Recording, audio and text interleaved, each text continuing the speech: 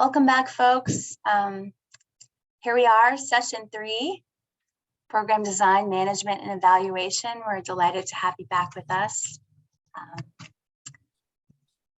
I am sharing screen, not in present mode, so I can move through these first few screens and then I'll go into present mode. Go ahead and mute all your lines. Remember to use the chat feature. Raise your hand if you have a question. And we encourage you all to go ahead and enable your video during the discussion, but be in tune with how you're doing, and whether you need to be off screen, that's fine as well. And rather than use the annotate feature, we've done that before. You all know how to do that. So we'll have you all here with us as we move through the session. So with that, I'm going to go ahead and turn it over to Jean to give a little welcome. Okay, great. Thank you so much, Rebecca. And here we are. We're back. It feels like we're about halfway through our program institute. I hope you all are continuing to feel refreshed and enjoying all of the good information that is being offered here over these few weeks. I am looking at a slide that doesn't make sense, Rebecca. Yeah. Thank you. I don't know what that was. I hit the wrong thing. And so I'm here just to welcome you all back and to recognize our partners and our sponsors: Triangle Community Foundation, Guilford Nonprofit Consortium, of course, Duke because of our continuing education program, and Truist, another partner by providing scholarships for some of you who are on this call this morning. We are excited about our program, and we look forward to a few weeks from now, we'll be doing graduation excitement. So with that and not much more ado, I will pass it back to you, Rebecca, and also recognize Dr. Pamela Palmer, who is our esteemed educator here with us this morning. Thanks, Jean. I'll second that about Dr. Palmer. We're really lucky to have her. And I just wanted to reiterate that we're here to create not only safe spaces, but brave places where we can show up authentically, to share with one another, to be open, to be honest, to challenge one another, and also be challenged. So I invite you to be open to that, to receive things in the way that hopefully they were intended from others, and to hopefully lift everyone up through this process and maybe learn something new about yourself. So with that being said, I'll go ahead and pop this over to Lisa to go over the agenda.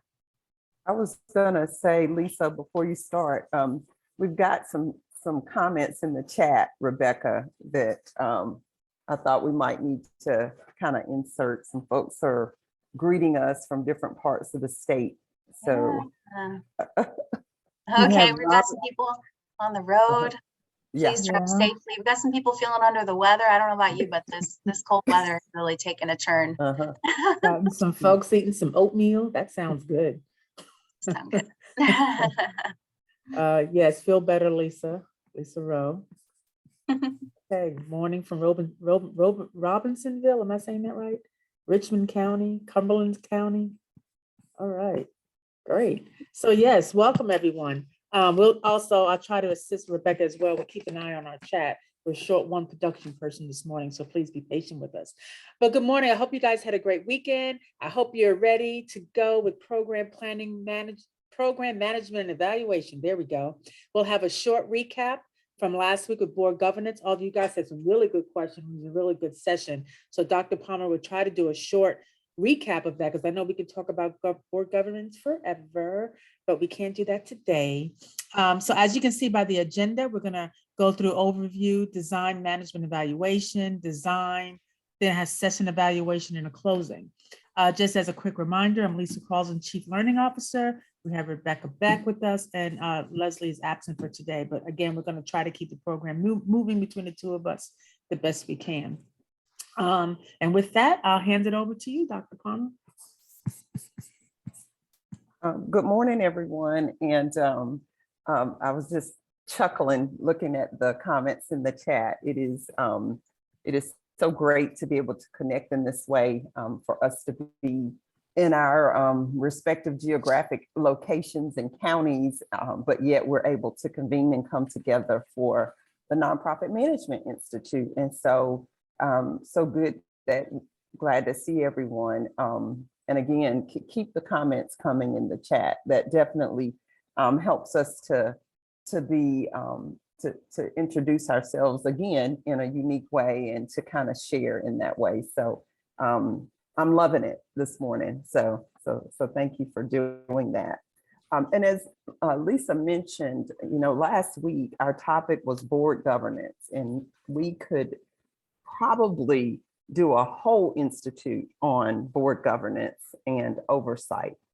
In your handbook on page 35, there is a handout that highlights kind of the role of boards of directors from the perspective of oversight and governance.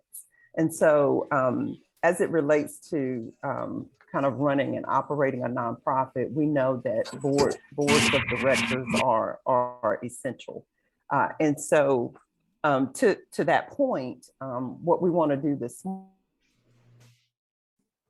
morning as a part or as our participant introductions is we're going to go into breakout rooms, and we want you to spend some time discussing and answering two questions. The first question is, how does a board of directors demonstrate governance?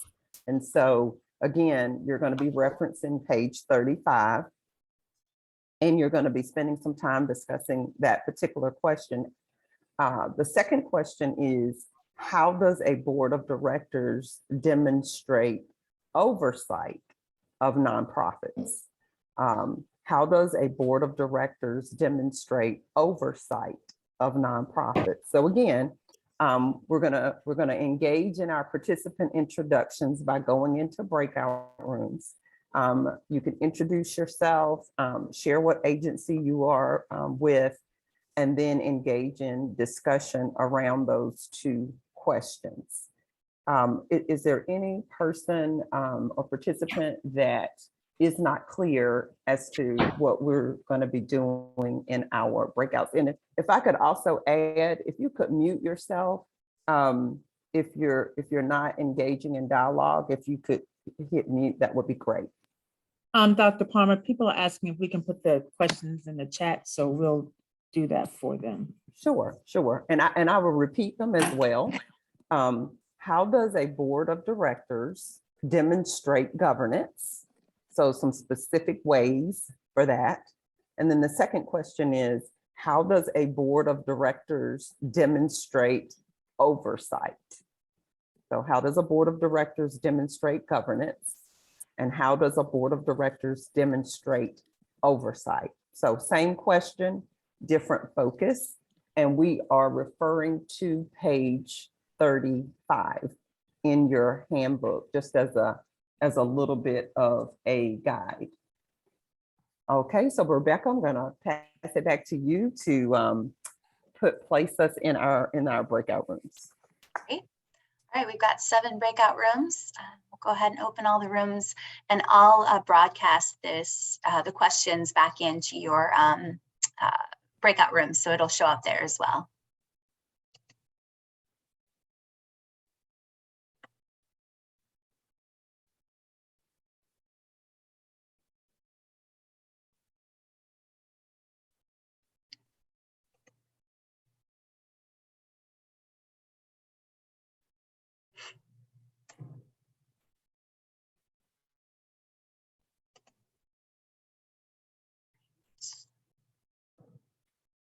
Okay.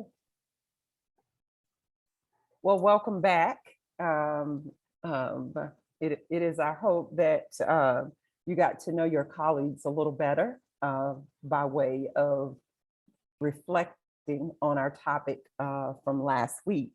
And so kind of moving forward in our session this morning, if you would like, we'd like to leave space here for you to share what your group discussed as it relates to both questions And so again, the first question was, how does a board of directors demonstrate governance? And then how does a board of directors demonstrate oversight?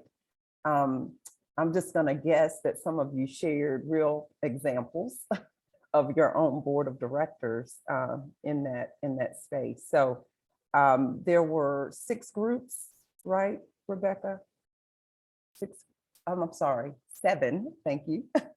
There were 7 groups. And so if you could kind of share with us one or the other, either share with us what you talked about in terms of governance, or share what you discussed as it relates to oversight.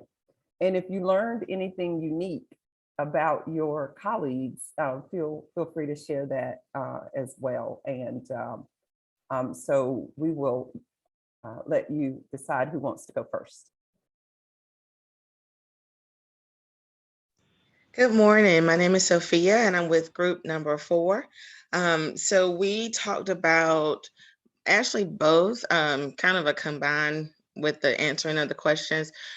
Many of us in the group saw the transition from our board either moving from an oversight stage to the governance. And then some of us have a board that's more governance at this point, but moving towards the oversight. So I thought that was very interesting to talk about. And then the awesome thing that I learned is that I was in a group with ED newbies, if you will. And so that felt really good to have that, to sharing and knowing that there's support out here for us that have either taken over the helm from someone that was either a founder or with the organization for many, many years, and how that actually impacts how the board moves with governance and oversight as well. So those are some things that we talked about. Awesome, thank you. And that is such a reality for a lot of our board of directors, depending upon what it is that we're working on or what the focus is, has a whole lot to do with how much of either one of those we are doing at any given time. And so we all know here in this space, and for those of us who are nonprofit professionals in nonprofit organizations and or volunteers, we know that every day is different. And we have to kind of shift and move with our organizations based on the needs. So thank you, Sophia, for your group's feedback. And welcome to the newbies. Which group would like to go next?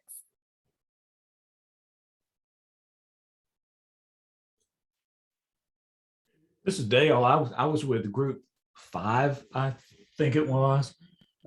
We had 5 group members, and they included a founder, CEO, a finance officer, and some other folks. So we had a wide range of people with large and small nonprofits. For the most part, everybody felt their board was doing pretty well at both oversight and governance. I think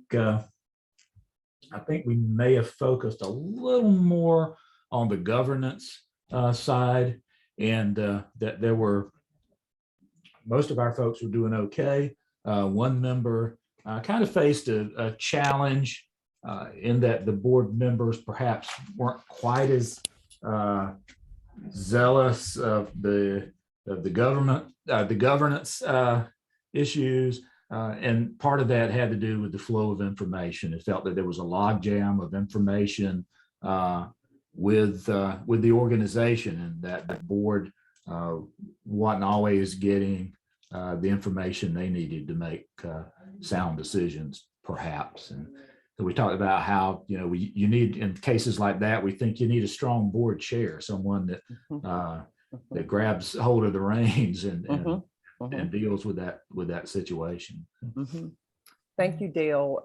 And to that point, in your handout booklet or manual, there is a handout that's titled, there's the difference between the board of directors and the board chair and the executive director, and the board members and the executive director. I really like those 2 handouts because they're in a table format, and you can quickly reference those to what Dale's group was discussing. Sometimes it is a little bit of a challenge when board members don't know their role, and or if we don't know our roles as executive directors. So those are some real quick reference sheets for you. And then the other part of what could be challenging, as Dale mentioned, is information and getting information, having the information that, giving information to board members that they need.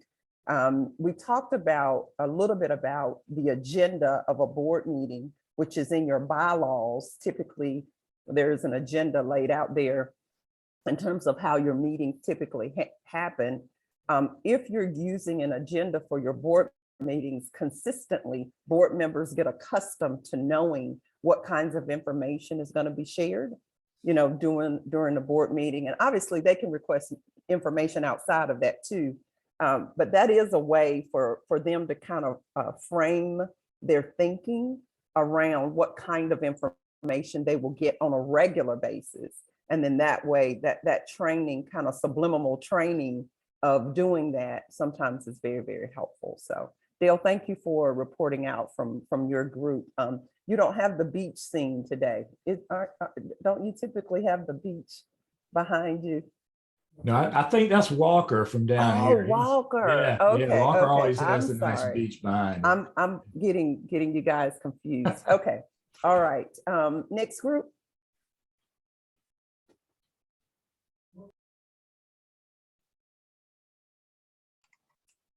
I'll jump in. I'll be glad to jump in on behalf of our group, Group 6, Rick Savage, Eric Lewis, Paul who is a plant from the North Carolina Center, Dr. Harold, Dr. Chance, and myself. If I left someone out, I didn't see their face. And so we had some that may have been on video off. We talked basically about the governance being more of the duty of care and the duty of loyalty, and the oversight being more the duty of obedience to the entity. And then we talked more about the basic fundamentals and formalities under governance. I'll just quickly point out that the thing that had the most conversation dealt with oversight and questions, and that would be specifically financial review. And when would a review, depending on the size of the organization and your ability to afford financial review and all that, what is appropriate? Is a financial review by a board audit committee sufficient? Is a review by a private accounting firm sufficient? Is a full-blown audit sufficient? And there was one or more people in our team that had questions as to what would be appropriate for their organization. So to the extent you can address that sometime during our class, I think that would be helpful to our attendees or our cohorts. Thank you. Thank you, Chris. Thank you for representing your group. Yes, we have a full session on financial management, and we will have as our guest presenter will be, or facilitator will be, Tracy Crayette. Did I pronounce Tracy's last name right, team? Yeah, She is- Carriette. Carriette, thank you, thank you. She is the CFO for the North Carolina Center for Nonprofits and has been for several years. And so she will be one of our subject matter experts during that workshop. But what I will say is what is appropriate is based on what your need is. So if you're in a situation where your nonprofit is in a turnaround mode and there was some type of a financial capacity deficit that you're experiencing, let's just say, then the individuals or the resource you would use to do a financial review will be contingent upon that, I would say. I have recommended over the years, and especially within the last year or two, that nonprofits have what I call a financial management work session where board members can come and participate and learn more about how the finances are managed overall and not just honing in on one thing specifically. And the recommendation is that it's good to do that early part of the fiscal year, right before you're getting ready to go into budget season. It's a good time to same page. And then also it may be helpful to do that at the beginning of or at the end of the fiscal year. So it just depends on what your needs are. You mentioned whether it should be an audit team, an accounting firm, your board treasurer, et cetera. And again, I would say every month you should be getting and hearing from your board treasurer and or the individual that's responsible for managing the finances of the nonprofit. So that should be happening consistently, so that folks are aware and familiar and know and understand. So those would be my kind of initial comments about that. But if I could ask the team to just make a note of the question, so that when we have our financial management workshop, we can hear from Tracy in terms of what she thinks. And Rosemary added, they are a national nonprofit that solicits in every state. Some states require an audit and some require it depending on revenue amounts, such as greater than 750,000. Yeah.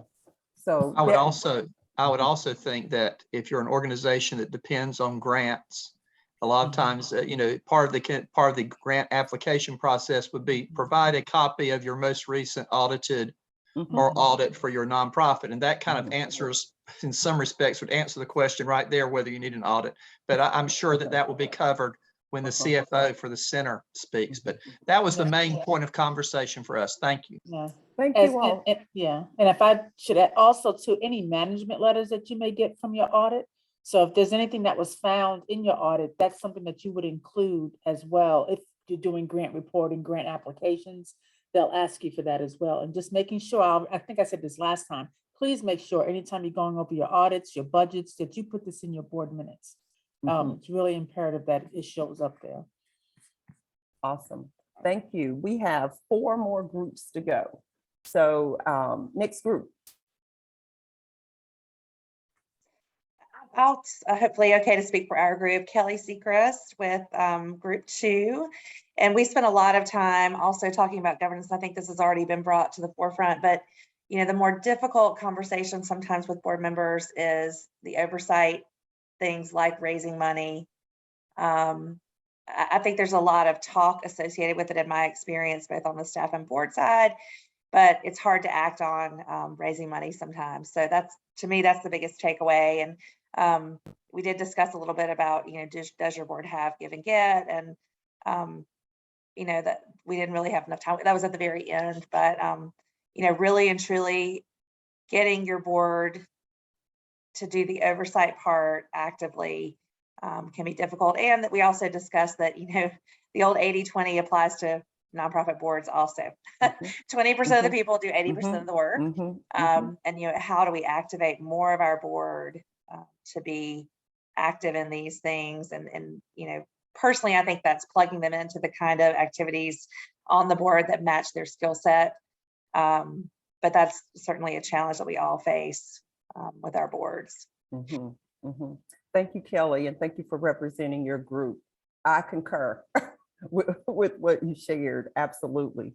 It is important if the expectation is for board members to, 1, help fundraise, right? And 2, to give, a gift of their choosing, unless there's some other standard you have. That's a common practice. And so that board members will help. To Kelly's point, and or to her group's point, around fundraising, I think it's important to identify what skill set, experience, interests your board members have in fundraising. That's number 1. And then tap those board members who have an interest in supporting and serving in that way. And then let them be kind of the champions. It may not be the board chair. It may not even be the board treasurer. And then also, if your bylaws permit or allow, consider other individuals in your community that might be a part of your fundraising committee, if you have one. And if you don't, that's another strategy. But you may kind of tap individuals that may not be a member of your board, but they could definitely serve on your fundraising committee and help out in that way. So those would be my comments there. And again, thank you, Kelly, for sharing. Next group, we're at group 5. Not literally number 5, but the 5th report back. I'll share for group 7. I'm Meredith with Family Support Network of Central Carolina. And we had an interesting dynamic in that we had an executive director and one of her, I think her board president on like in our same breakout. So I think they were both truthful about how they feel about the other, but it sounds like they have a really good relationship. So it was cool to have both perspectives. And then another member was commenting about their board a lot of times has become more of a social group. She felt like, you know, they ask their friends to come on. And so then it's just, you know, lots of people end up knowing each other from other aspects. And so that can be tricky sometimes, wondering, you know, are they really on there for the right reasons? And do they get the responsibilities of actually being a board member? Or is this just, you know, something else to do with friends? And as far as oversight, yeah, we talked about, you know, fundraising and just, yeah, what we were just talking about, different people feel differently about asking people for money. I shared our board, we're kicking off our annual campaign this week. And so at the board meeting last week, I'm not our ED, I'm not at the board meeting, but she said they had all the board members pull out their phone and they send them like a template text. And they were like, okay, right now, like text 5 people to kick off our campaign. And Good she got idea. various reactions, you know, a lot of our Uh-huh. younger board members were really like, oh, I don't like asking people for money. And one of them who really didn't want to do it, like she was trying to say, can we ask for things instead? And we were like, no, straight up money. And like 3 of her people have already given, and she was shocked. And so I think maybe last week there was something about like fundraising is friend raising or something that is more than just asking for money. So I think, Mhm. yeah, that's something I'm learning. I don't like asking people for money either, but I was like, okay, it's just an opportunity to give someone or give someone an opportunity to, you know, they can or they cannot, but if you don't ask, then you're definitely not getting money. Right. And then as far as governance, yeah, you know, our boards, you know, have say in the ED and the assessment of all of that. So yeah, sorry, I think a lot has been said. Any other group members feel like I'm leaving anything super important out, please jump in. But All right, thank you, Meredith, for representing your group. And yes, you know, asking for money or raising money for a charity is not necessarily the work that will happen from each and every board member. But there are other ways that we can kind of leverage what each board member brings to get to the end goal, which is raise money. And we can engage our board members in ways that are really unique to what they bring and unique to their attributes as it relates to that. I would advise us or recommend, you know, to be kind of cautious in the, you know, forcing board members. That feeling of being forced could be counterproductive. And so it might be one-on-one dialogue that you have. Or the board, the ED might utilize the board chair to help to have those conversations to kind of get people more engaged. It's cultivation is what it is. So cultivation is not just for prospects outside of our nonprofit organizations. Cultivation oftentimes has to happen within the space of the board of directors. And so again, it just depends on where your organization is with that. And yes, we do have boards where individuals know each other, and from a social standpoint, you know, that is a part of the profile or the makeup of a board, but we can leverage that in some cases to kind of get them on board as it relates to their responsibilities and as it relates to governance and oversight. The only other thing I would say too is that when we are bringing board members on and we are doing an orientation or we are formally onboarding them, that is the time to talk about fundraising.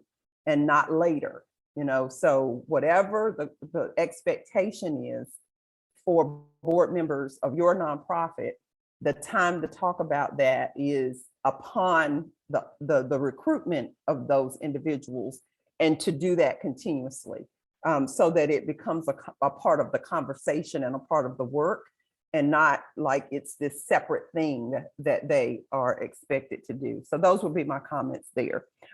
We got 2 more groups, I think. And so if the next group will report out. I mean, we Hi, have one, yeah, 2 more. Mhm.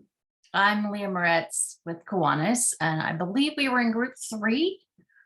We've covered pretty much the same thing as everyone else, which leads me to believe that many boards are quite alike, that as humans, we have a general psychology as how we work. We did cover the oversight and the idea of moving back to our passions and understanding why we joined the board to help us with the fundraising aspects. And then I covered a specific instance where we had a rogue leader who wanted to deplete our entire investment fund to use it for a purpose other than what was in our governance. So that allowed us to remain the organization that we are due to board governance, which helped us through the pandemic. Thank you, Leah, right? I just want to make sure I'm acknowledging the person that, yeah. So thank you for your report back as well. And thank your group. Yeah, we are touching on some similar elements of governance and oversight as we hear these, and you're right. Many of our organizations, in terms of the culture of our board of directors, are very similar. We know that there are some key elements related to serving on a board.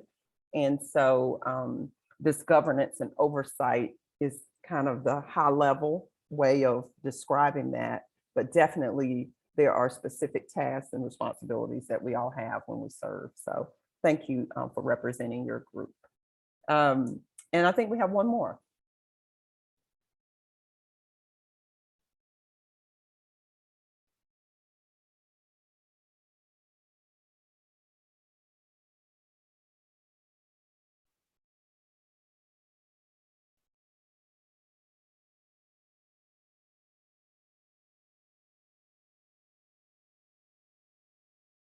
Okay, I'm thinking maybe we covered them all. I was trying to count them as we went along. So, well, thank you all for sharing. As always, when we are working through all of our management functions through the Institute, board governance is one of those topics and one of those areas of work that we tend to have a lot of unique questions and thoughts and situations that our nonprofits around the state are experiencing. And so true to form, we expect, that some of the ways in which we are interacting with our board of directors and the scenarios and the work that we're doing, they're similar, but yet there are some very, very unique ones, depending upon the life cycle of your nonprofit. And if you recall, we shared a book resource with you in terms of just understanding that part or that element of what a board might be demonstrating as it relates to governance and oversight, depending upon, how long your nonprofit has been established, kind of what's happening. And so on any given day, and I don't have to tell this group, on any given day, we are faced with unique situations, but we also are proud of our board of directors, because they offer us resources and support and information and influence and connections, and some of them literally work and volunteer in our programs. And so we want to applaud that as well. And I'm just curious if you could kind of show me with the thumbs up reaction. Is there a thumbs up reaction? Yes. if you could show if you have served on a board or are serving on a board, not necessarily your job, but how many of us have either served on a board or are serving? And Lisa, I'm going to ask you to kind of help me to see how many folks it's looking like that have either served or are serving on a board of directors. Several of us. So we know the unique responsibility that we have to serve in that capacity. And so if I could have all of us, right, to use our hand clap reaction function, because if you have served, if you are serving on a board, if you desire to serve on a board, hand claps are definitely warranted because it's a unique responsibility to serve in that capacity. And so I applaud all of you for that. All right. We are going to shift gears here. Our topic for today is program design, management, and evaluation. Program design, management, and evaluation. We are going to take a quick break, Rebecca, before we go into our new topic. But as you're on your break, if you would grab a piece of plain paper, you might have a regular size sheet of paper, a legal size sheet of paper, a flip chart size piece of paper. It is your decision as to what size paper that you use, and a neat writing utensil. You know, if you have markers, if you have crayons, if you have colored pencils, or if you just have your pen and or pencil, completely up to you. If you would bring that back from the break, that would be very, very helpful. We are going to do some hands-on kind of work today. Last week we got a lot of information, and it was for the consumption right as it relates to board governance. Today we're going to do more hands-on and more discussion. So we try to kind of change up the tools that we use. We know that we're in a Zoom space, but we don't want that to limit us from having you actively participate in the work and learning more about these areas. So we're going to take a break. The time is now 10:29, so we're at 10:30. So we're going to come back at 10:40, Rebecca, and we're going to jump into our new topic. Let's get started. Again, we have kind of three focus areas related to programs. And we all know that a lot of the funding that we receive for nonprofit organizations are directly for providing services and or delivering programs to individuals in our community. I mean, that is our 501c3 charge, is to make available programs and services to individuals in our community in a variety of ways. And it's not necessarily all about limitations, right? Because we know that nonprofits come in all shapes and sizes, and our missions and purposes are uniquely different. Some of our nonprofits are member organizations. Some of our nonprofits are along the lines with health and human services, mental health resources. But then some of our nonprofits are museums and recreational facilities and the like. And so we kind of run the gamut in terms of what our nonprofits do. But for the most part, unless our nonprofits are member organizations, most of our nonprofits actually deliver services or provide programming for individuals who reside in a particular geographic area. And so in going into this discussion about and work related to program design, management, and evaluation, what we thought we would do is to start with kind of hearing about 2 programs. So if we could get 2 volunteers to just kind of give us like a 60-second highlight of a program, either that the nonprofit that you're representing today that it offers, or maybe it's a program idea you have that hasn't started yet. So if we could get 2 volunteers to kind of agree to give us about a 60-second highlight.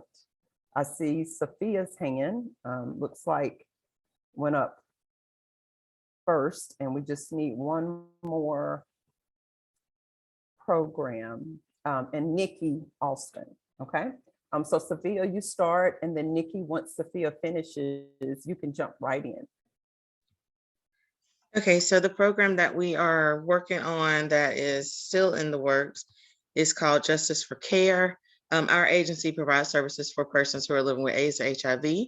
And so this particular program focuses on persons who are in detention centers, prisons, or jails, because what we're finding out is that when they are released, they are just released with no connection to medical care, no connection to securing their housing. And so what our agency hopes to do is connect with the jail systems in our 8-county catchment area to ensure that when the persons are getting ready to be released, that we are there to work with them as far as getting them housed, getting them connected to medical care, employment, and whatever other resources that they may need. Awesome, thank you.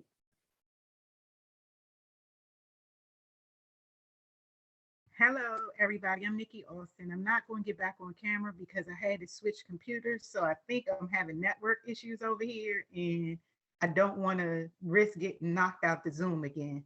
But I did want to participate to show that I am here and I'm listening and I'm participating. So again, I'm Nikki Austin with Turning Point CDC in Henderson, North Carolina. We represent Vance County. One of our programs that I really like is our learning bus. We have a mobile learning lab. And what we want to do with this mobile learning lab is go into the areas that serve Vance, Warren, and Granville counties, and just reach those areas and those kids that are not able to access great services. So with our mobile learning lab, we do different technology. We have computers on the bus and everything else. And that's my 60 seconds. I apologize, fumbling, but that's my 60. Thank you so much for sharing. And thank you again, Sophia, for sharing. So, so I wanted us to start off with just hearing about a couple of programs. What we're going to do today is share with you a framework for characterizing a program, or kind of a framework or outline or template for designing, managing, and evaluating programs. We also want to spend quite a bit of time on program evaluation. So that's kind of the third kind of part of what it is that we're going to be learning and discussing today. And so program design, management, evaluation is one of our principles, as you know. And so to kind of get us started, I have asked us to, and if I didn't say, maybe I did, that particular principle is found on page 17 of the Principles and Practices Guide.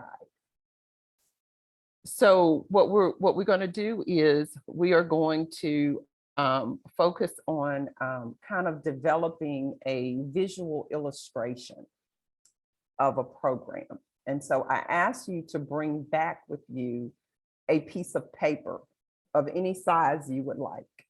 And what I would like for you to do, let me grab mine. I'm going to hold my piece of paper up in front of my camera here. So what we would like for you to do is to divide your piece of paper into 3. I've divided mine this way. I should probably reverse my mirror. so that it shows in the right direction. But so you're going to divide your paper into 3 parts. I use squiggly lines instead of straight lines.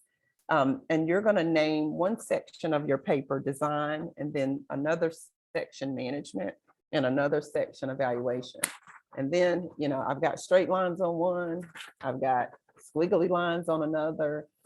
You can divide your paper into whatever section, however you want to section it off. But we do want you to use the full piece of paper, right? And then once you do that, we would like for you to give us a visual illustration of a current program that your nonprofit offers. Or it could be a program that you want to start. Maybe it hasn't been developed yet. It's in the making. Or maybe it's a program that you were exposed to or you're familiar with from another organization or another experience that you've had. But the idea here is to use that particular program as the point of reference for the rest of our training this morning. And so your paper, I saw the question in the chat. So your paper is divided into 3 sections. You might want to go portrait, you might want to do landscape. You may have 11 by 17 piece of paper. You may have a flip chart size piece of paper. But what we want you to do is we want you to divide it into 3 parts. And then I know for some of us, this may be a little challenging, but I want you to give me a visual illustration of what that program looks like from the design, management, and evaluation perspective, right? So I want you to give me design, management, evaluation. So what do we mean by design? What we mean by design is that the creation of the program. So, so what is kind of the purpose of this program? The design, right? And then the management, you know, how is this program managed? What does that look like?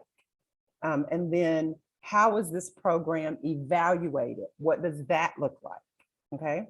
And so that's what I'm asking in terms of your illustration: design, management, and evaluation. Are there questions about our instructions? I do believe, yes. So evaluation would be the results? So yes, so how is it actually evaluated? Oh, okay. How do you evaluate this program? Or if it's a new program, how do you plan to evaluate this program? Okay. Okay. So we want pictures, we want words, we want symbols, we want, some of you might have stickers.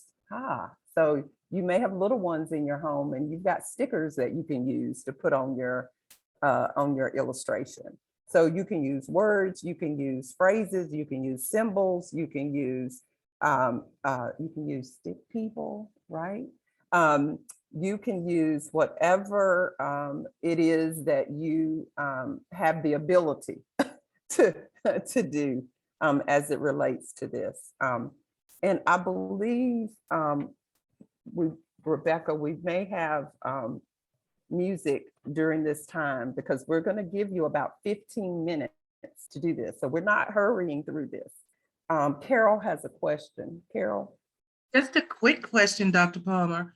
I'm very challenged by this as an accountant. I don't know what kind of pictures to draw.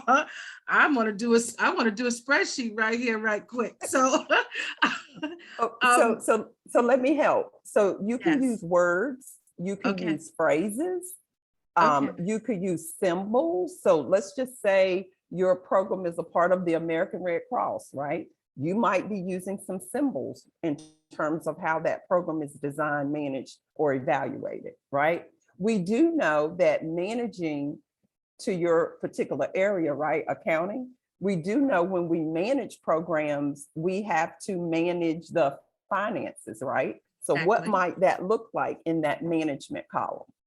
That's the only place that I found myself, my joy in the management side. but I'm gonna get on it. I'm gonna get in Okay, it. okay, all right. Well, you Challenging the identified- other side of the brain. All right. We appreciate your honesty. Any other questions? So we're going to go into our 15-minute time. You can feel free to unmute yourself. I am here. So if you have questions, we are definitely available to answer questions.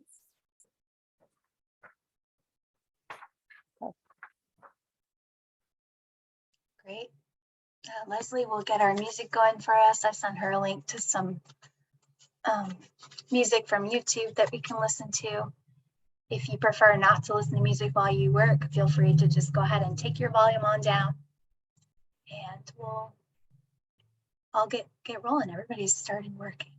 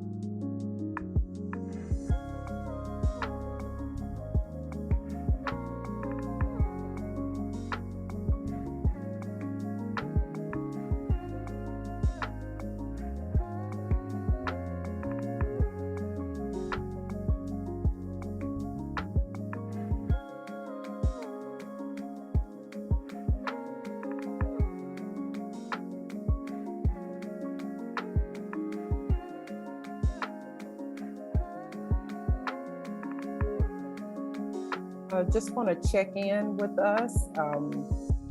Just kind of check your image, your picture, and if we could kind of make sure we have something, right? At least one piece of information or symbol in each of the different parts. And does anybody need more time? Okay. I don't see where anybody needs more time. Oh yeah, Eric needs a little more time, okay. So let's see, anybody else?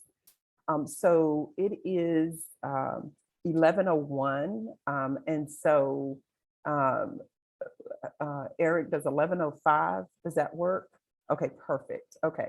So at 11:05, we will jump back into our joint work. Enjoy the music.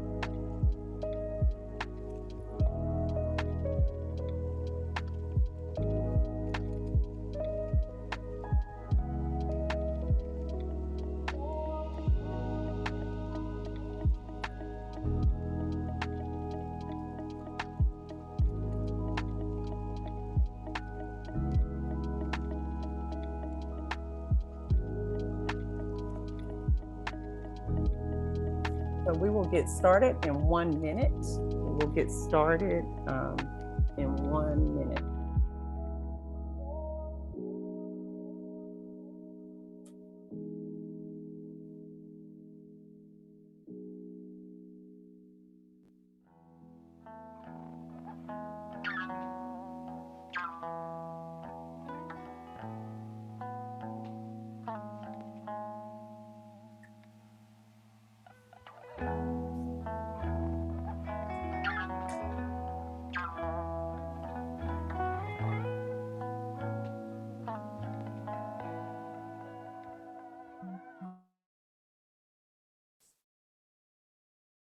Okay, great. Thank you so much. I promise you, there is a means to an end, to this end, right? That we are headed somewhere. We are going to use this image as a point of reference as we walk us through 20 characteristics of managing, of designing, managing, and evaluating a program. Okay. But before we jump into that, I'd love to see kind of what your pictures ended up looking like. So just hold it up to your camera.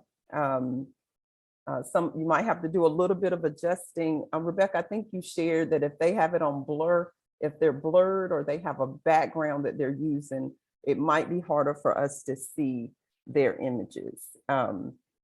Okay, all right, I see. I'm trying to, oh, wow. Okay.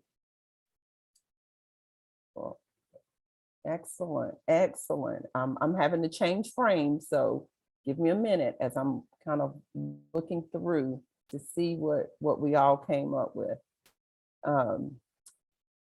Everybody has different programs here. I see we've got symbols, we've got words, we've got phrases, we've got stick people. We've got line paper. I see some line paper here.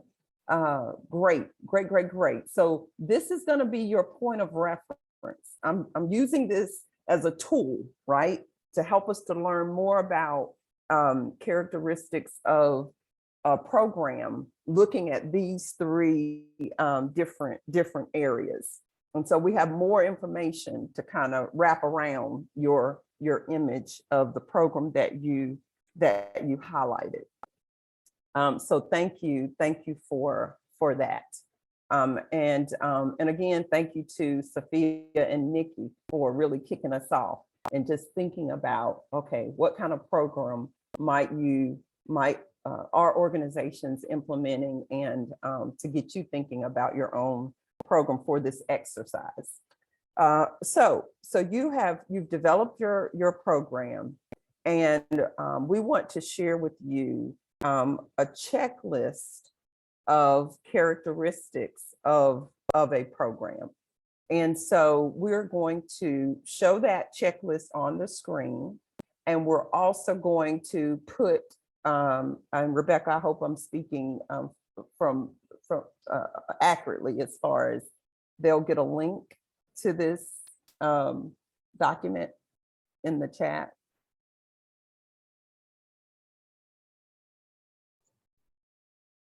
Yes. Excellent. So I'm just going to wait 60 seconds here for everybody to just kind of get adjusted.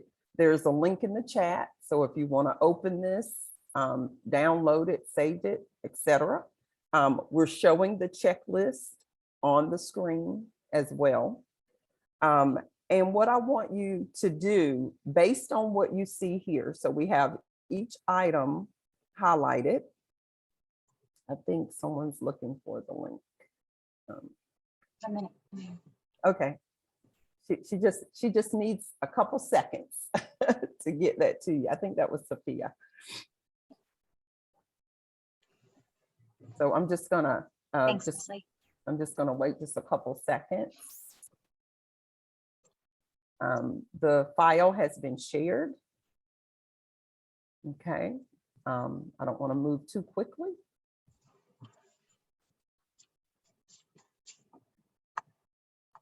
Awesome. And so our next task, so we have created our image of a program that we are familiar with. And so now what we want to do is share with you the North Carolina Center for Nonprofits characteristics of, this is not this list could go on, right? We could add more to it. But what we want you to do with your image is we want you to match what's in your picture with what we have listed here as characteristics. So you're looking in your image, let's just say, let's go to number 2, the target population. So is there any indication of the population that the program you chose, that it serves or it will serve?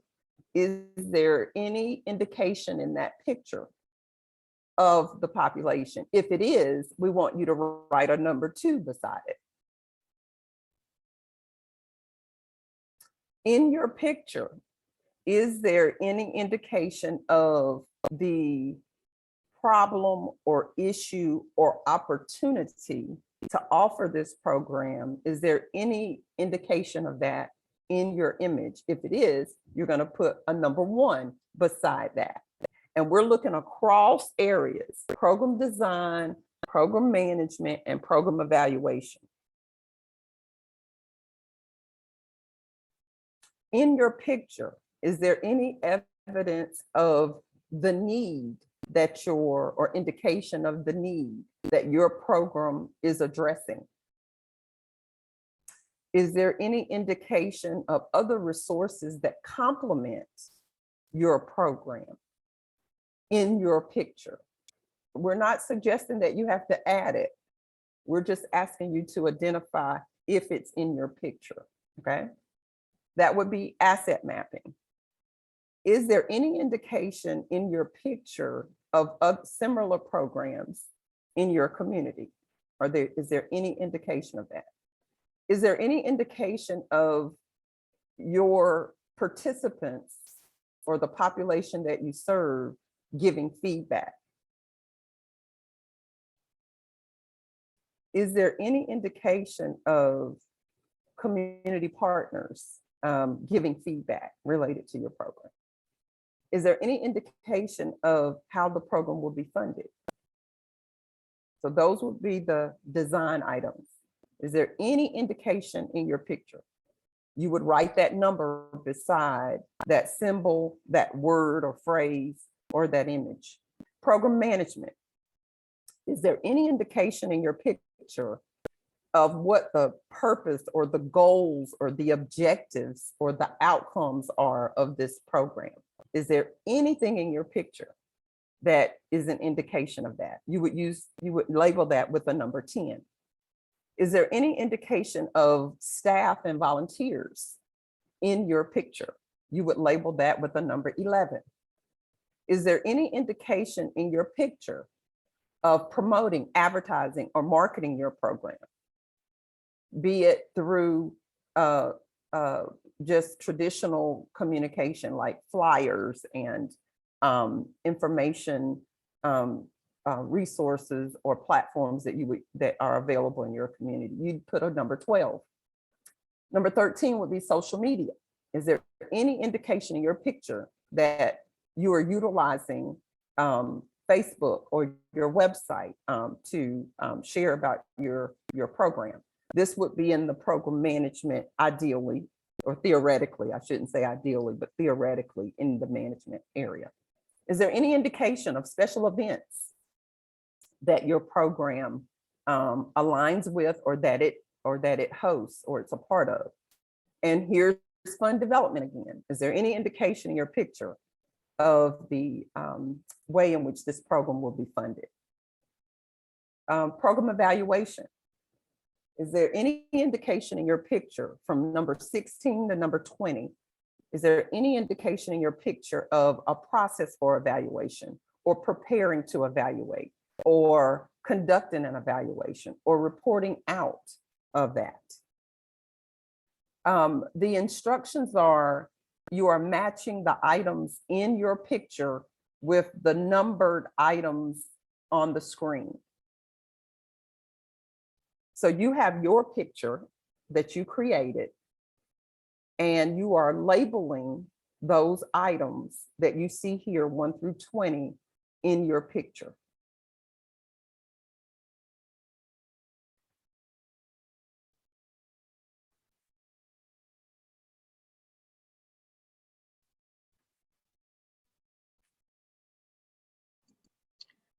Sorry for those of you that are having trouble downloading documents from Zoom. Wanted to just give reiteration of what those instructions are. I believe you're to go through this checklist and just take those numbers and pop them in along your drawing of where those items are in your picture. Found in your picture, Mhm. your picture representation of program design, management, and evaluation. And we will stay here for a while. Yeah. You know, so no worries. Don't want you to feel rushed. Definitely don't want you to feel anxious about this. The image is on the screen, and so it is items 1 through 20. And so to reiterate those instructions, you have your picture in front of you, and you are matching these items with what's in your picture. Okay. And so again, and I tell you what I do sometimes when I'm participating in an experience like this, and there are items shown on the screen, I kind of take out my camera and take a picture of the screen. So we've got all 20 listed here. Just take your camera and take a quick picture. And then you have it in a photo in your camera. And you can kind of follow the list that way.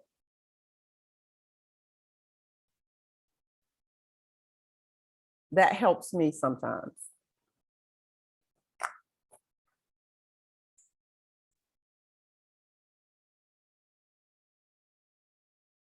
And I'm gonna, Rebecca, I'm just gonna hold right here while folks look through the list and match up their items. We don't want you to feel like you have to add these items. We want to encourage you to consider these items as you are designing and managing and evaluating programs in your community through your nonprofit. But we don't want you to feel like you have to, like, in this session, go back and put these images in your image. We just want you to label what you have. That's why we're here, so that we can be introduced, right, to new ways of thinking and about the fundamental management functions of a nonprofit. And we know that programs and services are the heartbeat of our charity, of our public charities. You know, it's about the programs and services that most of our resources are aligned with. And so, and then of course, our programs and services align with our mission and our vision. So I'm just gonna go quiet here, Rebecca, for a couple minutes and just let everyone kind of get settled in, continue to get settled in to this whole framework of designing and managing and evaluating programs. And there's more to come. We have more on the other side of this exercise in terms of particulars about each of these three areas of work. So I'm just gonna go silent, Rebecca, for just a couple minutes.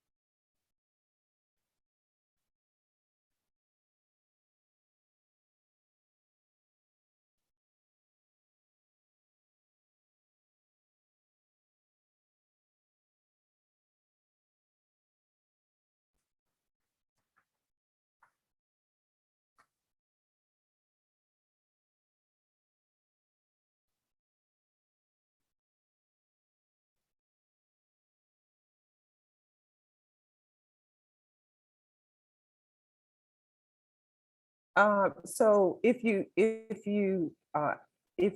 have not been able to access this link to this one, it's one sheet. If you haven't been able to access this, or you don't have, like I said, you don't, you can't kind of retrieve it. I'm hoping everyone has been able to at this point. Take your phone and take a quick picture of the screen. And then that way you have that right there at your disposal. That's a way to do that.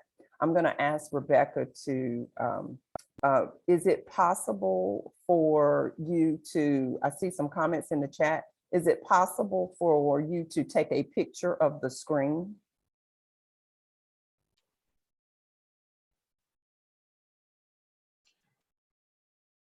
Yeah, it looks There we like go.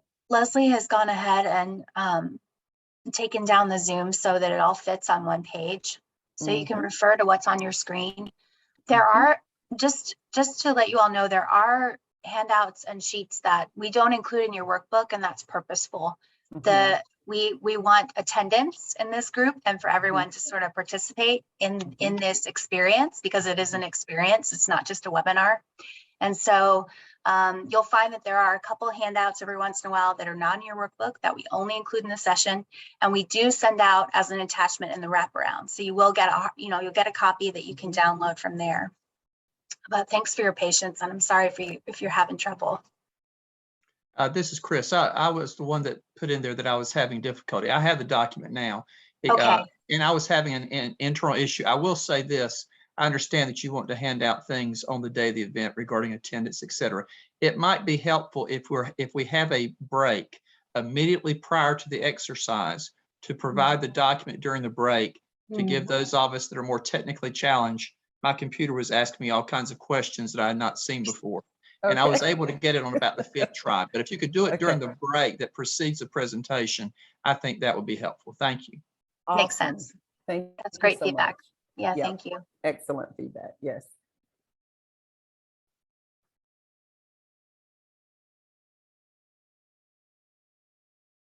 Okay, so Rebecca, I am going to have you or Leslie to take us back. Take us back to the gallery. And I just want to do a quick check because we don't want this to be cumbersome. That is not the intent. We do want we want information to be mail available to you and accessible. So please hear our heart on that. But I do want to make sure that everyone has that before we move into the additional info. So can you just kind of indicate for us if you still don't have access to the checklist?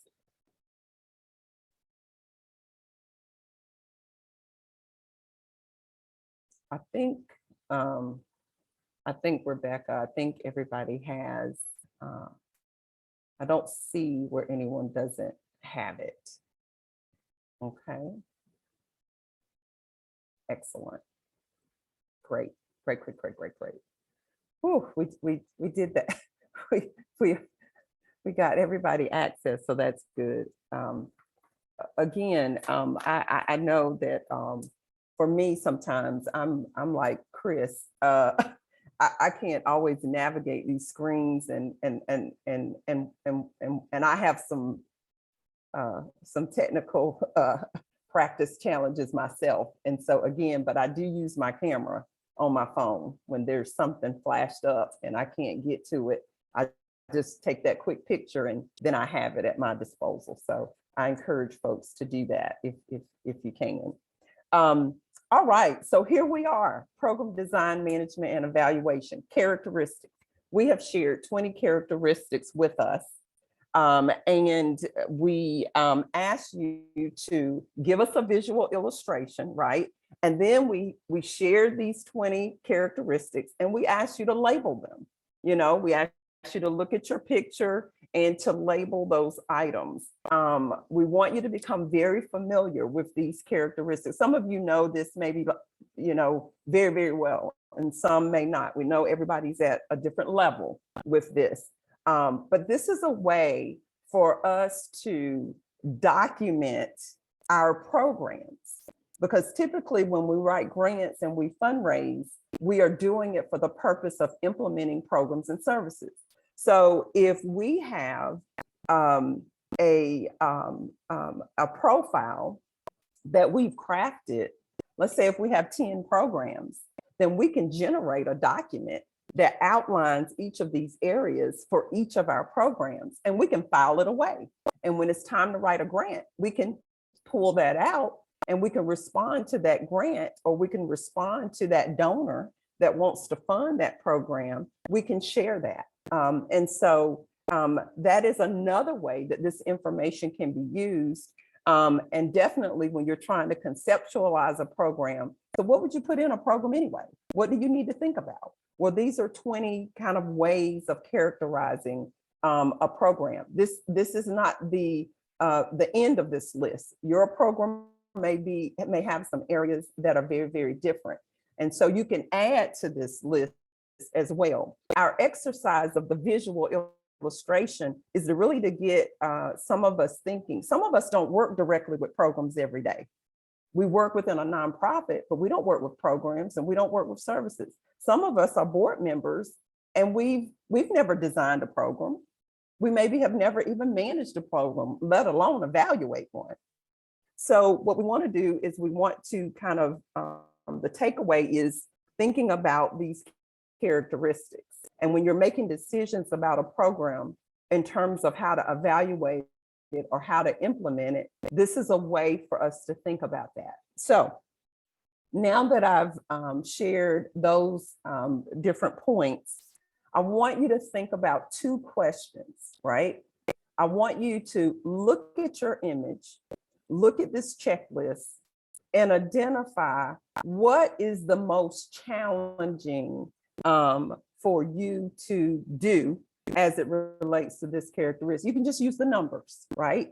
If it's number 3, number 6, number 17, number 18, which of these characteristics are the most challenging in terms of the program, if it's if the program is being implemented now, or if it's a new program, what might be the most challenging to you? Okay, so we're looking at challenges. And then with that same list, we want to highlight what are you very clear about, right? So when you look at this list, what are you very clear about?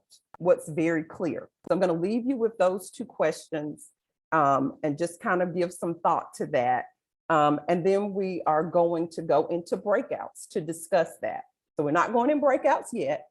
You're looking at your list. What would be the most challenging if you're trying to implement this? And what is the most challenging if you are doing that now? And then what's very clear? Like, I know this, I understand this particular characteristic, and I'm just going to go silent and let you think about that and work on that.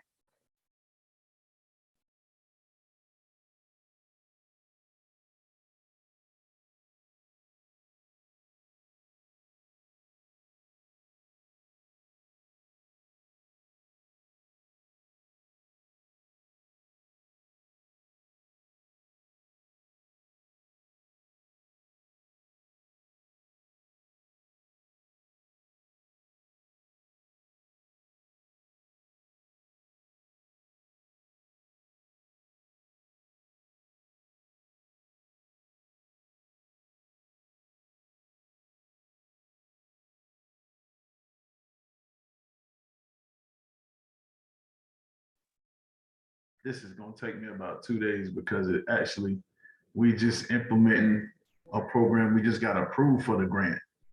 So now I'm looking at this like, okay, time to go back to square one, but we have to respond to this grant in order to receive the funds.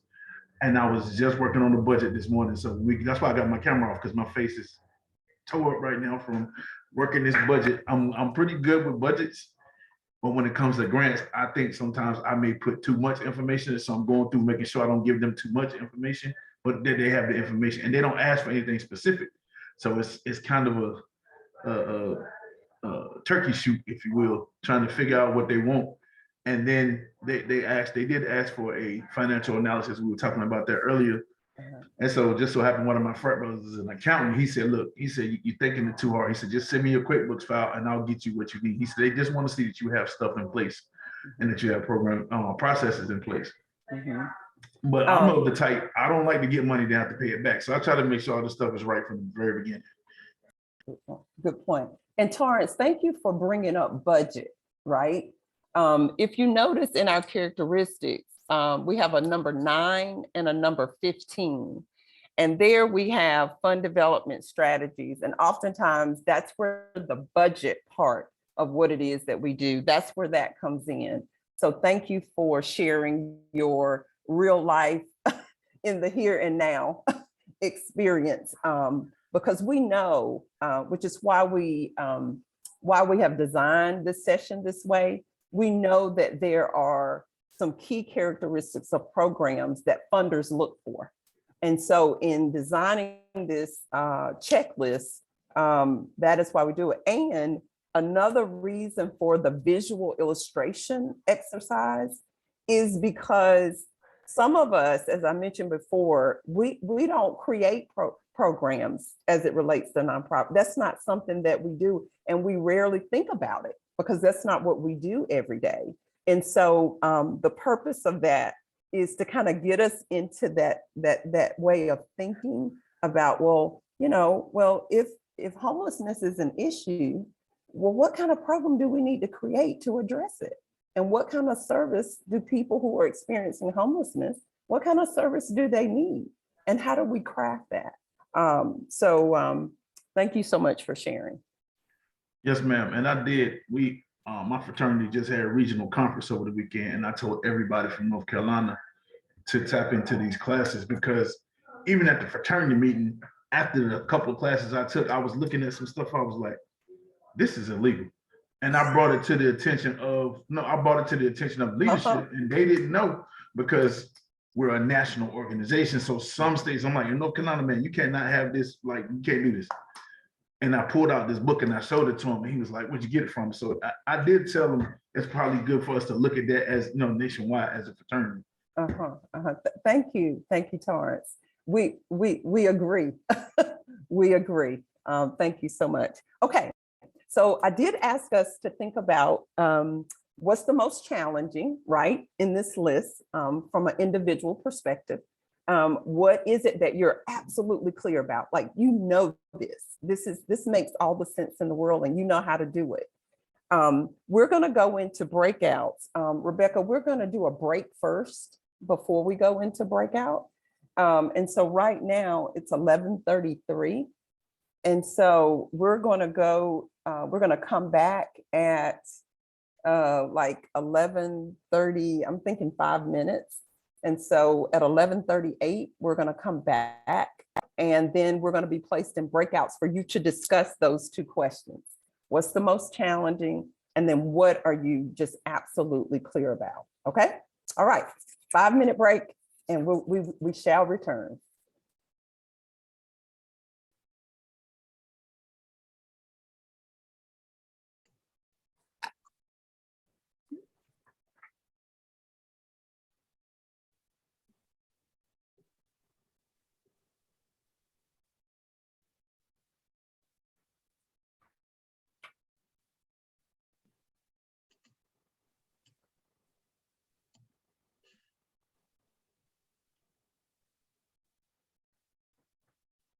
Welcome back.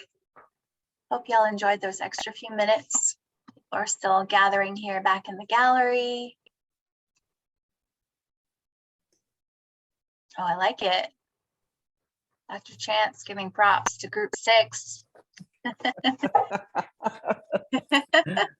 Okay.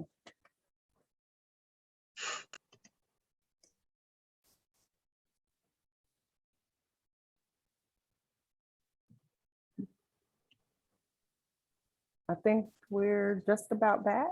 Is that right? Yep. Okay, well, welcome back. We're in the home stretch. Lisa, I'm gonna borrow your term. You always tell us when we're in the home stretch of the session. And so what we want to hear from you is the most challenging, because we want to bring clarity to those items that might be challenging in terms of us just not really understanding and being very clear about. And we want you to use the chat for this. So each of the characteristics has a number.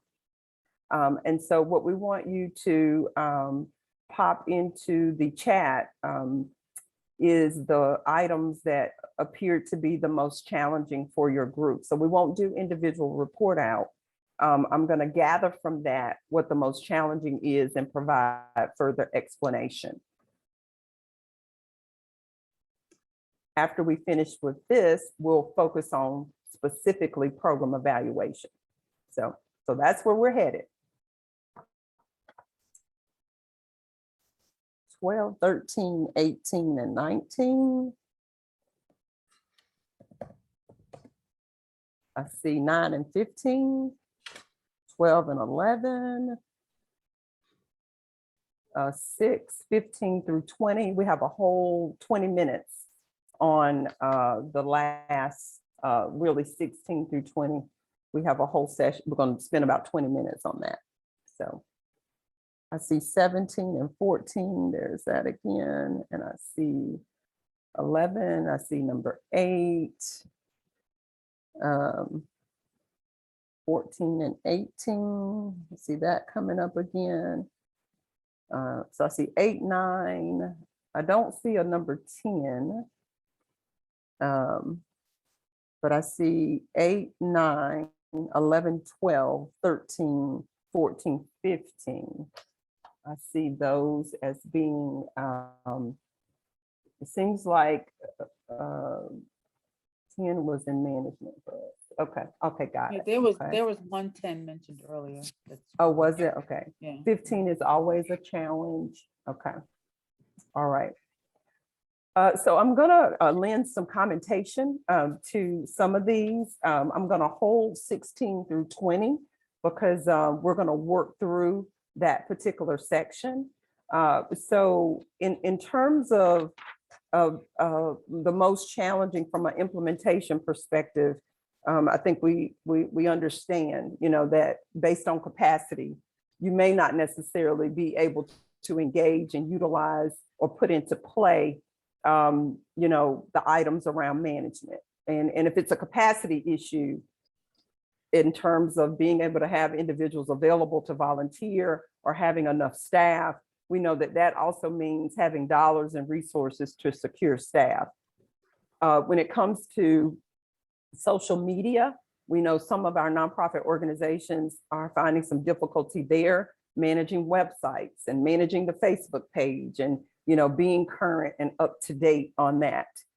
So that is definitely a challenge for some of us. I would say, if you can, with the social media part of our work, try to identify 1 or 2 people, and that's what they do. Try not to pass it off to 4, 5, 6, 7, 8, 9, 10 people to do, because then your brand starts to be impacted by that. And you want to have some consistency in that. So that's what I would say there. And make sure that you file away your sign-ons and your passwords for your social media platforms. I do see where sometimes we'll have an intern come, right? And they'll have the social media responsibility and they'll leave with the passwords and they'll leave with how to actually get into those platforms. So I would encourage you to make sure that you know what your passwords are and your sign-ons and all of that. That can be frustrating. We know fund development is difficult. We know that. But we also know that it's important to diversify where our dollars are coming from. So as much as we can do that, we should. We have an upcoming session on fundraising and we have an upcoming session on financial management. So we'll be able to speak to that a little bit more. Community impact, hear what we're talking about, that's number 10. Looking at our programs and identifying the purpose of the program, and then what goals are we trying to accomplish with that program? And then how are we doing that? And what outcomes do we want to experience as a result of that? So that's important to think about there. I think I've covered 10 through 15. I see a number 8 it was in the chat, getting feedback from your partners. With Zoom nowadays, you can bring people together a lot easier. So if you have colleagues in other organizations or you have partners or collaborators, invite them to a Zoom discussion. This is easier for people to come and do that. And you can get feedback from them as it relates to, maybe insight on how you can enhance your program, how your program can be more complementary to other programs in the community. That's something that you can set up yourself and you can invite people to participate and they don't have to travel to do it. They can join in on, say, a 30 minute to an hour conversation about that. So that's a way to do that. Program participants a little bit more difficult because sometimes they don't have the resources to be able to engage and communicate and share. their feedback. So we have to kind of identify what do they have at their disposal that gives them the ability to be able to engage with us. And it has made our roles and jobs more difficult to deliver programs and services as a result of COVID. And so I know that we all have had to come up with new strategies for that. Team, I think I've covered what showed up in the chat, with the exception of evaluation, and we're getting ready to go into that part of our learning today. I think I've covered those. There is no magic wand, right? There's no magic recipe. I wish there were, but there isn't. I would encourage us to engage in using practices similar to what we have here in the list of characteristics as we're designing and managing our programs. Consistently put those to work and gauge and monitor how effective those are for your individual programs and services.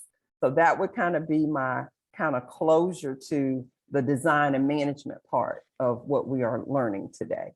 I would definitely encourage us to put those to work, monitor how effective they are, and then make those adjustments. There's no magic wand, there's no magic recipe, but there are some fundamentals that we know that we should utilize as it relates to that. Eric, I saw you come unmute. Are you? No, that was probably an accident. Okay, I thought you were wanting to share in that regard. No, sorry. So, and I see Marlo has her hand up. I just had a quick question about number 6. So if you find that your organization is one, like ours is environmentally focused, and so that's a very big issue right now, right? It's in the news, people care, people are passionate about it. So how would you address the challenge of kind of differentiating yourself with that message when there are so many other organizations doing the same good work? And so you don't want to alienate those great organizations, but you want people to give to your organization. And so how do you balance that? I think every community is different. And definitely every subsector of nonprofits has its, I mean, there's a unique culture, right, to those organizations that do what your organization does. Again, there's no magic recipe and there is no magic wand to how that might play out. But a couple of things come to mind in terms of your question. One is focus on your brand and focus on making sure that the message that you desire in terms of your mission and your purpose and your vision for your organization, make sure that that is being disseminated as many ways as possible as you can. If you're one organization of 100, then it makes sense that you're gonna have to be out front, really talking about what you do and using every opportunity to do so. The other thing is maybe you can collaborate with those organizations that either have similar or the same, and you can do some collaborative work. And that way the mission and the purpose and the focus is being elevated. And at the same time, all of the organizations are having what I might call a fair, kind of balanced way of being engaged. So those are the things that come to mind for me. And I'm repeating, there's no magic recipe. There is no magic wand. We have to put into play those practices that we know have worked for other programs. Be consistent in that, monitor how effective that is, and then decide what you want to continue to do as opposed to not. Thank you. You're welcome. I don't see any other hands raised, or I don't see questions in the chat related to program design and management. We're going to move to program evaluation. All right. And so the first thing I want to do is I want to explain the handouts that you have, okay? So in your manual on page 47, you have a table. And in the table, there are some focal points identified by questions. So when we're considering evaluating a program, it is important for us to identify and be clear about why we are doing the evaluation and what are we evaluating and who's going to utilize the information once we have completed our evaluation. When does the evaluation need to take place?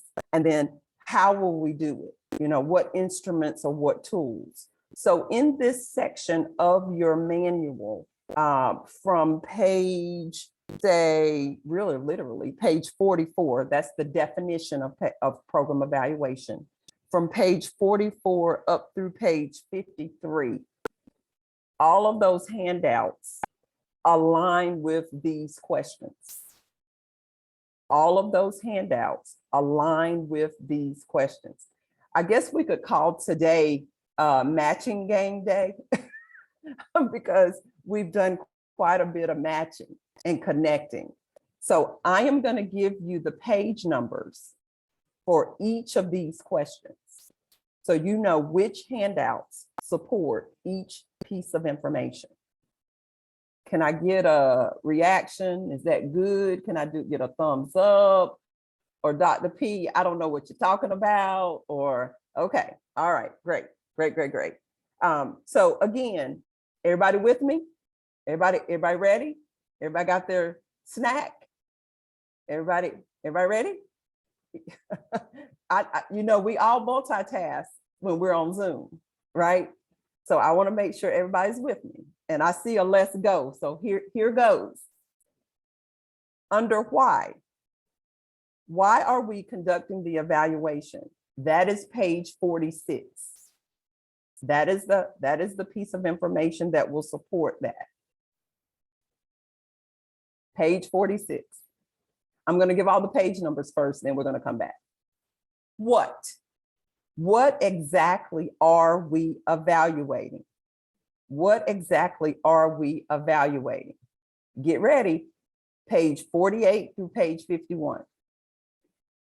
48, 49, 50, 51. What exactly are we evaluating? Okay, reaction. Everybody with me? I got to make sure you're with me. All right, I see some thumbs up. All right, okay, great. Third question. Who will use the information as a result of the evaluation? Who will use this information? Are we ready? Here are the page numbers. 48 and 53 through 55. 48 and 53 through 55.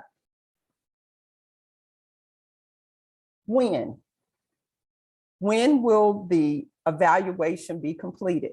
That's unique to every program and every agency. That's your call. You know, do you want it every year? Do you want to monitor and track every month? You will have to decide how often you're going to engage in evaluation. Now, typically, when we close out a year, a fiscal year, we're looking to see how well our programs did or whether or not we achieved the outcomes, because this is information that goes in the annual report.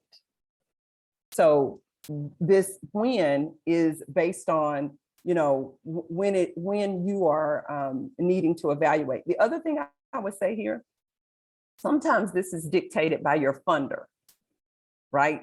So oftentimes wherever you get your dollars from determines when the evaluations take place. All right, last column. How? That's page 52. What methodology will we use to conduct the evaluation? What methodology will we use to conduct the evaluation? So we put an example in this handout. We have program A.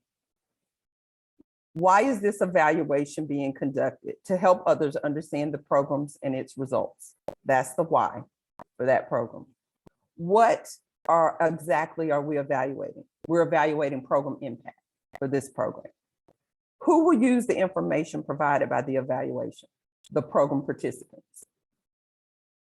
There could be more items under each one of these. When will the evaluation be completed? December 31st, 2020 in this example. And how will we conduct the evaluation? We're going to use interviews, we're going to rely on observation, and we're going to do surveys. Okay. Dr. Palmer, can you repeat the page number for when? There wasn't a page number for when. Okay. Yeah. When is, I love what Rosemary says here. I'm trying to go, if you all could go back to Rosemary's comment in the chat. She says, when is internal and up to you and any factors you have to deal with directly, funder, timelines, etc. So the when is determined uniquely to each organization in terms of that. So what I want to do now is I want to actually go to these pages. Is that okay? Are we ready?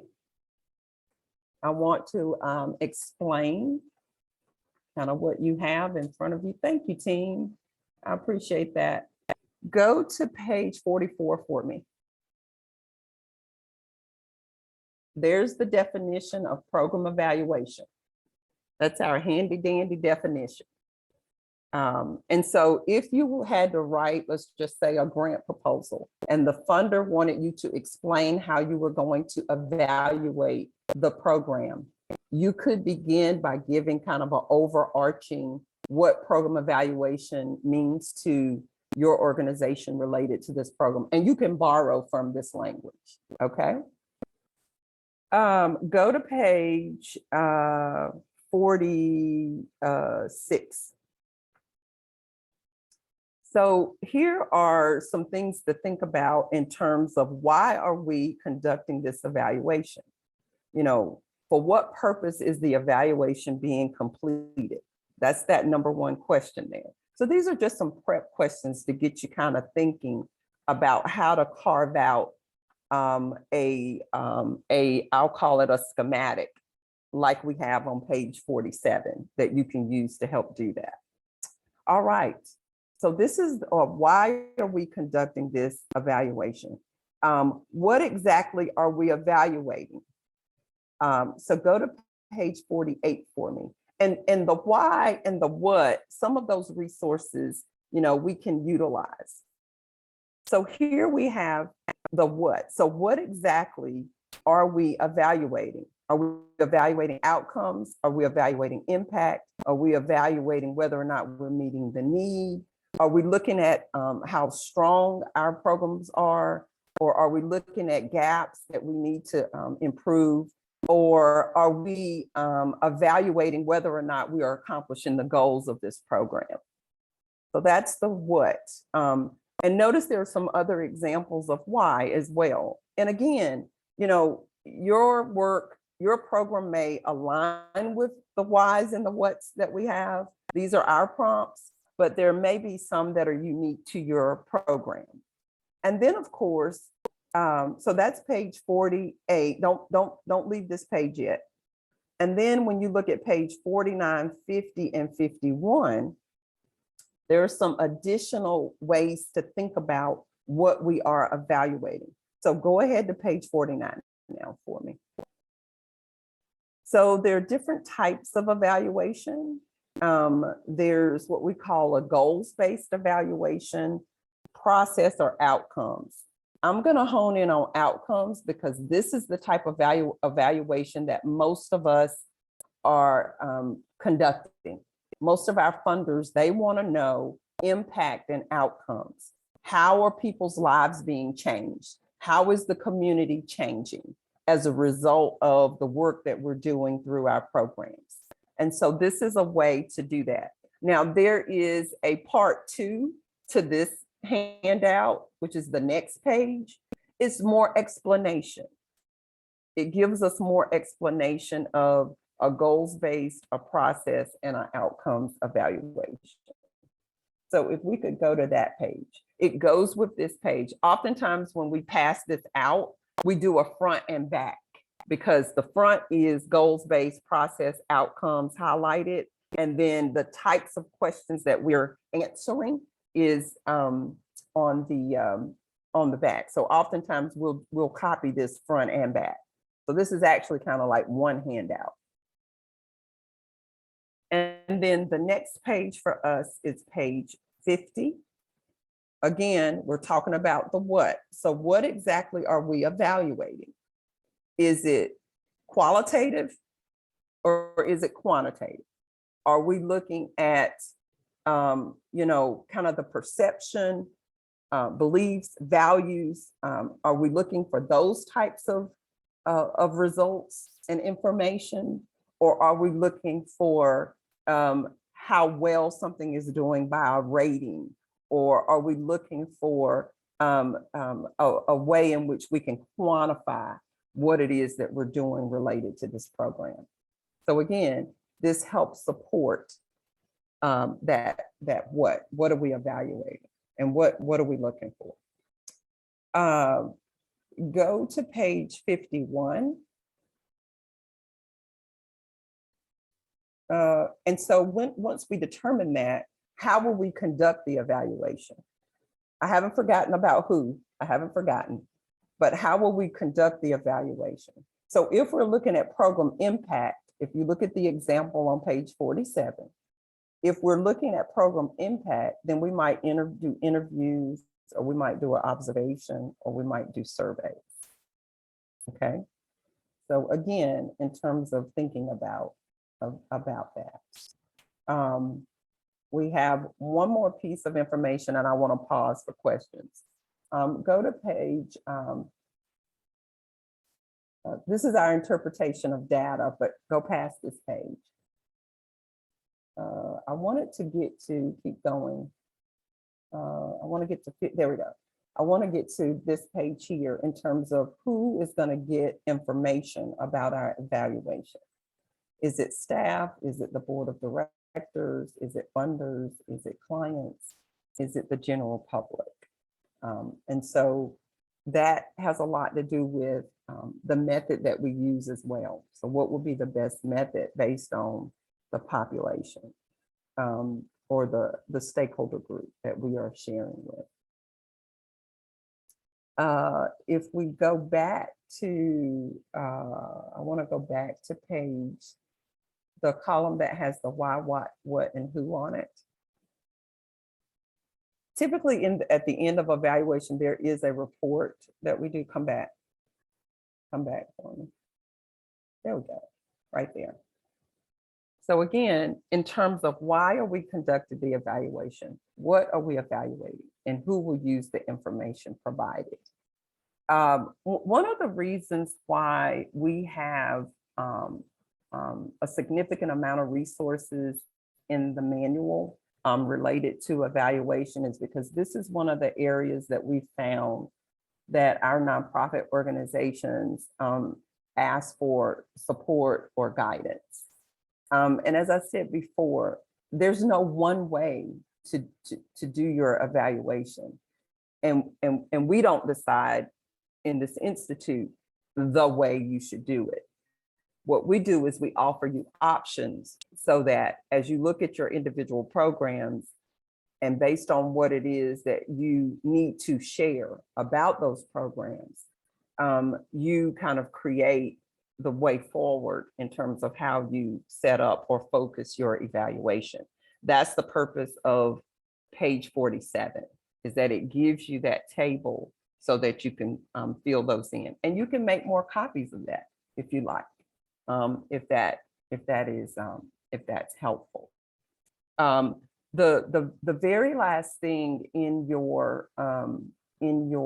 this particular section of your manual in terms of the handouts is, should you want to do a formalized evaluation report for your programs, there is a outline in terms of a table of contents that's provided on page,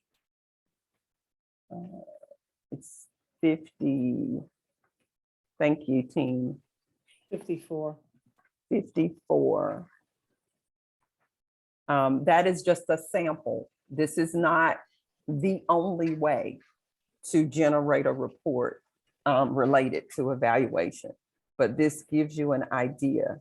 And we know that if you're going to evaluate your programs and you want to use that information to help sell your program to funders and donors, then it's helpful to engage in evaluation on a regular basis. If we could go back to the gallery, and I want to pause for questions related to evaluation.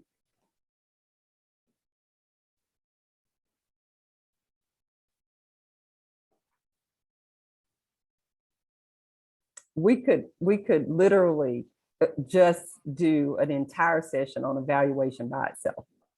And again, what we found is that when we look at program design and management, many of us, not suggesting all of us, but many of us tend to have a general working knowledge of those two areas of thinking about programs. But when it comes to evaluation, it appears that more resources are requested in order to help to kind of craft an evaluation for a program. There is some comments in the chat that I would direct folks to. Your colleagues are giving some expression around program evaluation. Question, is there evaluation short, meaning, this is a report. A lot of times you're spending time presenting to people in a PowerPoint version. Is there a short version that says, hey, here are the key pieces that you share in that version? What I would do is you could create a slide deck using that table of contents. You may not necessarily have as much of the narrative, right, and the written information that you would find in a formal report, but you could definitely extract from that information that would just work very well in a slide deck. So if you look at that table of contents, you've got what, 9 areas for the most part, maybe 8. You could have a slide for each of those, and you can highlight your program. This is the program. This is the evaluation we did. This is why we did it. This is who we wanted to share the information with. This is how the program impacted the community. So you could use that if those pieces of information align with what it is that you want to convey. Thanks. Mm-hmm.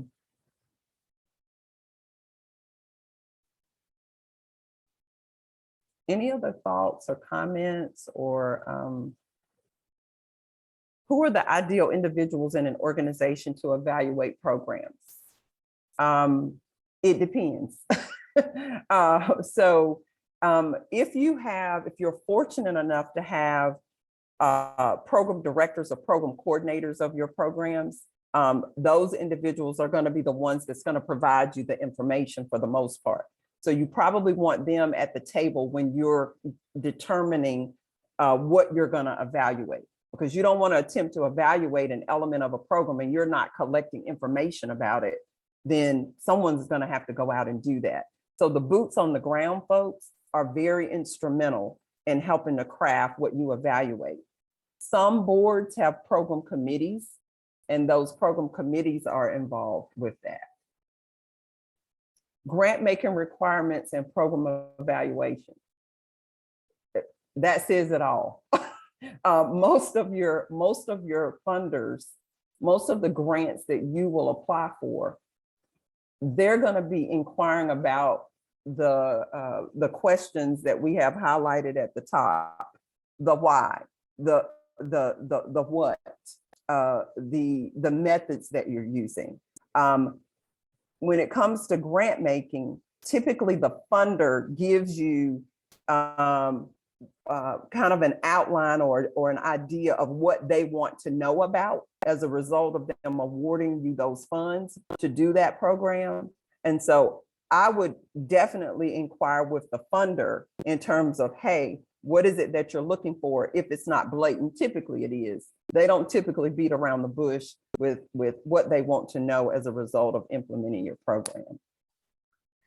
Thank you for that, Dr. Palmer. I find that sometimes there seems to be overlap and intersectionality between grant making transactional requirements and expectations of producing longer term systemic outcomes during one grant cycle.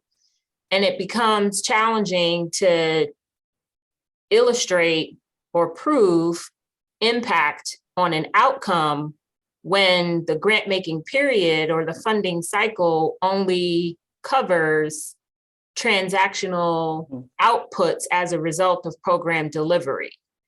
And so I'm like, how do you contend with that? And I don't know if that is in scope with this or not, but. Well, it absolutely is, but this is the thing. It's at the discretion of the funder. So, so if that is your, and great explanation of how it really works. Typically funders, when they do an announcement for a grant opportunity, typically there's a point of contact. Oftentimes there's an orientation or frequently asked questions or some kind of webinar these days where you, Patrice, can insert that question or that reality into that space to get a response back from that funder. My response to that question is not going to apply to every funder that you interact with. And so you have to oftentimes pose that reality or insert that reality with funders, because they don't implement programs, they don't implement services, they don't know the nuances of what it is that you do every day, trying to give them feedback. And so sometimes they're open to that, sometimes they're not. But that's the reality. Yeah, thank you for that. I also think that national funders are more receptive to that line of inquiry than, at least in Mecklenburg, than local funders. My experience has been. Every funder is different. Yeah.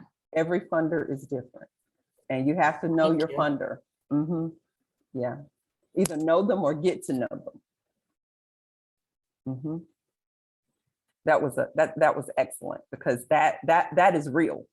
I mean, that is exactly what we all face. Well, it is 12:25.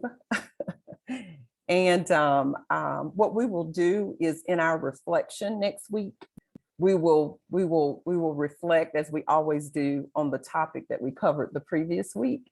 And so I know Rebecca is going to talk to you about completing our evaluation and giving us your feedback. And so we study those, and feel free to give us feedback there as well. I'm going to turn it back over to my colleagues. Jean, did you want to comment? I'm looking. Oh, okay. Okay. Oh, no, sorry. I cut off my video and I meant to unmute myself. No, I just want to say it sounded like a very rigorous and robust conversation all the way through the morning.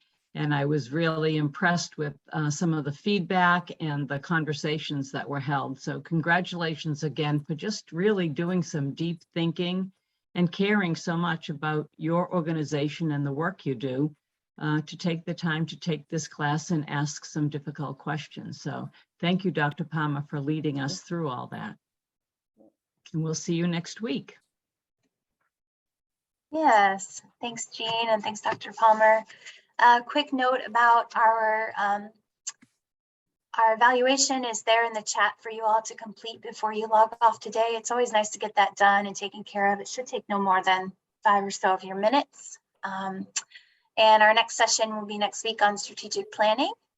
Look for that wraparound email with the recording as well as the slide deck and also any attachments of the handouts that were given during this session. And then I'll pass it over to you, Lisa, to go over the next slide. Just one final reminder about the compensation survey.